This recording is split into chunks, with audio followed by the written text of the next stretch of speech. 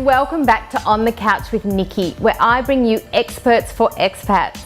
This episode is brought to you by EXPAT Dental, who are at the forefront of all technological advances in dentistry. So, who's with me on the couch today? I have Caroline Arnal, an expat living in Singapore who 7 months ago was diagnosed with a brain tumour. Let's have a chat to her about how this has affected her and her family living as an expat. She tells me it's the greatest gift she's ever been given. Let's find out why. Kaz, thank you for coming and sharing your story. I'm sure most people would agree that it would be the most devastating news to find out that you had a brain tumour. Can you tell me how that unfolded?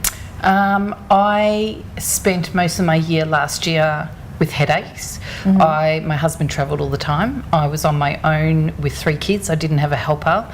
So I spent all my days running here, running there, just like every other mum in Singapore. Yeah. And I would have headaches and I just kept thinking, I'm tired, I'm dehydrated, I just need some rest. I had these headaches that I went to the doctor, and the doctor said, it's just stress.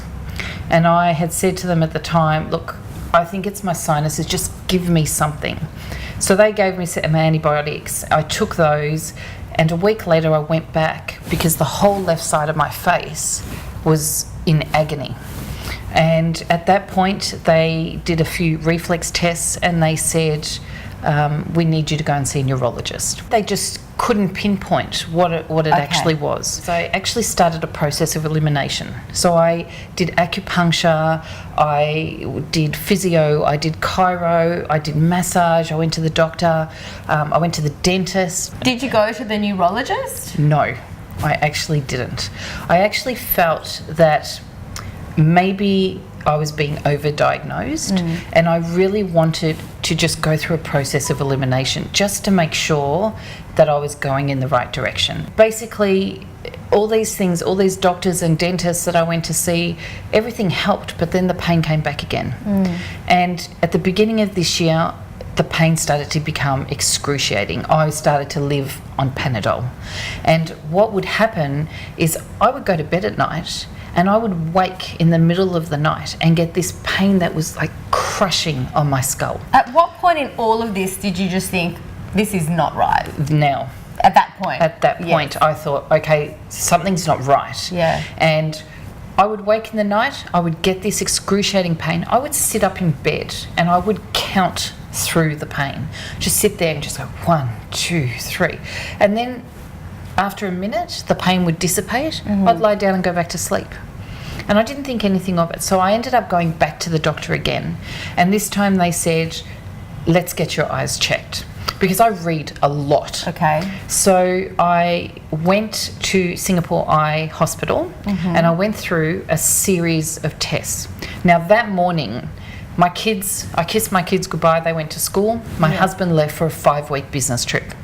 A friend of mine had said to me, I'll come with you. I thought, no, it's okay. She said, no, I'll come with you. Okay. So we went to the hospital. I went through all the different tests, and in the final doctor, he looked into my eyes and he said to me, you need to go to emergency now. You have swelling on your optic nerve and you need to go and see a doctor now. We were there, I think it was 2 o'clock. By 5 o'clock, I saw a doctor. They did a CT scan and they sat me down and they looked at the x-ray and they said, you have a brain tumour.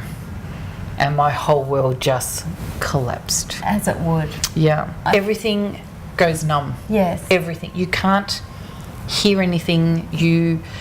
Everything is muffled.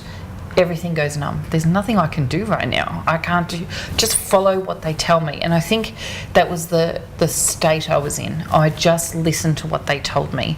So basically we were on the phone to my husband, who had to get to his destination, turn around and come straight back again. I was admitted that night into the hospital, and then the whole process started. How long did they say you'd had it for?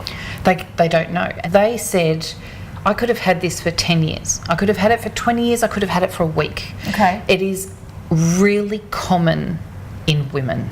But doesn't it present with certain symptoms? So there's all different types of symptoms. There's things like dizziness. I was getting headaches. I was getting, the aura feeling in my eyes like a migraine, but without the pain. I was getting nauseous. But little things that, when you put it all together, yes, you think something's wrong, but individually you just think, it's just one of those things. Yeah. And I think that the biggest thing that has come out of here is listen to your body. Yeah. I knew when that happened that, something's not right. And nobody should have to live with crushing pain at the end of the day. No, the GPs might tell you it's stress related, but one thing that I found, you need to, if pain persists, you need to document it. You need to document how often it's happening, and you need to document how intense it is, and then you can take that journal to a doctor and say, this is what's happening to my body. Yes, or log when it happens, certain times of the day. Yep. But there are so many other contributing factors. Yeah. Haze, menstrual cycle, stress, what you've eaten. There's lots of things that can, fatigue, that can contribute and that's to a headache. Everything that I thought. A tumour causes pressure.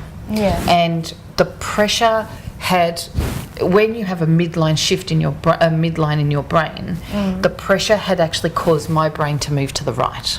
Okay. So there was straight away steroids straight away to bring down that pressure before the actual operation.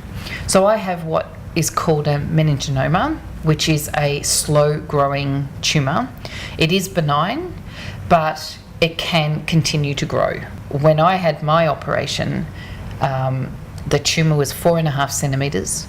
They were able to remove 2 centimetres, so there's still 2.5 centimetres left in my brain. I had rung home and I had told the kids, Mummy's headaches are really, they knew I was having headaches, and I said, Mummy has to stay in hospital, they're going to do some tests, but I'll be home soon. And they are 10, 8 and 6. And I can't tell you, to see your children ache like that is just, I don't know what to say. It was heartbreaking. My 6-year-old saying, Mummy, I thought you were going to die, killed me inside. But I have so much respect for them. They pulled together, they were just so strong, and they supported me, and they just, they were scared. They came to the hospital and everyone had brain injuries, and they were awesome. And you want to take that pain away from them, as a parent, as a mother, you're just like, I want to take the pain. Sometimes you can't. Yeah, you can't do anything. And the thing is that I knew I wasn't going to die. I just knew, because there was no way I was going to leave 3 children. When I found out that I was ill, every time I closed my eyes, I kept having this image play in my head over and over again. And this image was, I was facing, it was like a circle, and this was all dark, and I was standing in the middle, and I was dressed like a warrior, and behind me stood my husband and my 3 children. And the most unbelievable thing is that behind that, in the other half of the circle, were all these people dressed in white, holding hands, all behind me.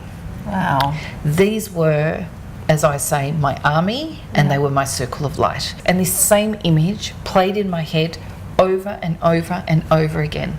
And they saved me. I knew I was going in there, and it was exactly like in the movies where they take you down the corridor and you see the lights, and and I remember the clock read 2 o'clock, 2 o'clock, 2 o'clock. And I remember that was the point that I was on my own. And I just lay there and I just thought, oh my God, just, you can do this, just trust and let go that this is meant to happen. Just, it's okay. Waking up the next morning and seeing the blue sky out of my window in my room just made me just go, oh, I'm here. And that's all I kept saying to people as I started to see my friends again. My only thing I could say was, thank you for being in my army, and thank you because I'm alive. You are. That's all that matters, right? That's all that matters. I got up one night in the middle of the night and everyone was asleep, and I just cried. I sat there for 4 hours and cried from here. I cried about what had happened. I cried about how scared I was. I cried because I thought, I don't know if I'm going to be so lucky next time. I don't know what my future's going to bring. This has been a massive experience for me, and it's been the best thing. Apart from my kids and my husband, it's the best thing that ever happened to me, and it's changed my perspective on everything. You hear people say that they go through a traumatic experience or something medically profound, and they say, it's the greatest gift, it's been a blessing. How has it been the greatest gift for you? I think you have two choices. You can either sit in a corner and feel bad and woe is me, or you can get up and just say, okay, this has happened. It's happened for a reason. I need to know and understand that reason, and I need to do something with it. And I received hundreds of messages from people, and people I didn't even know. And they all wrote the same thing. They all said, you're inspirational and you're brave. But the thing is that I wanted everyone to know is I'm not. It was these people that inspired me and made me brave. Being an expat, you have no one else. You leave your family behind. You leave all your loved ones. You leave your friends behind. And you come here, you have to create a support group. Yes. And these people become your family, and you stick by each other. If something happens, everybody runs. I do things which I think I deserve, because for so long women say, I really should do this, or I'm tired, and no one takes time. Yeah. And I've learnt to take time. You have to take time for yourself, and it's not selfish. It's rejuvenating and part of wellness. And I'm so grateful to everyone that's been around me through this. There were things in my life that I really wanted to do. I wanted to write a legacy or leave a legacy for my kids. I wanted them, when they got older and I wasn't here anymore, I wanted them to be able to pick up something and say, this was my mum. That's what I wanted. So I started writing, and I wrote, and part of me, something inside of me kept saying, this is where you have to go. This is what you have to do. So that's how the book came about. So Trust and Let Go is a mantra that I have used for the last 20 years of my life. Trust that you are in this place and this space now for a reason, and just let go of it. This book is about the people that inspired me. It is my story, but this is my time to try and inspire someone else. This is for all these people who said I inspired them, but really they inspired me. This is for you. I hope through these words that people will go, you know what, yeah, I can do that. If she did that, I can do that. And that's what I want. I'm not here to be a martyr. I'm not here to be better than anybody else. I'm here to use what happened to me to make a difference. And that's all I want, is just to make a difference. Because if I can be as happy as I am after this, then I think what an amazing achievement of my life if I can change that for somebody else. Totally, and I think you already have changed it for so many people and provided so much inspiration for so many women. You get to the end. You can either say, I wish I had, or you can say, God, this was great. And that's what I want to say. I want to be able to get to the end of my life and say, I did everything I could possibly do with what I've been given. Do you think you would have come to this point were it not for what happened? No. Do it now, don't wait, because there's no point in sitting in a corner and crying for yourself. Get up and realise your worth. Realise what is important to you and go for it. Do not be afraid, because there's nothing to be afraid of. This is your life. You have one chance. You get one possibility to make a difference. Take it, run with it. Wow, what an incredible story. I know that each person will take out something different from this interview. I think the overriding message here is to trust and let go, know your worth, live your life how you want to live it. This isn't a dress rehearsal. We just get one shot at this, so make the most of it. make some decisions and be the best that you can be. Thanks everyone, I'll see you next time.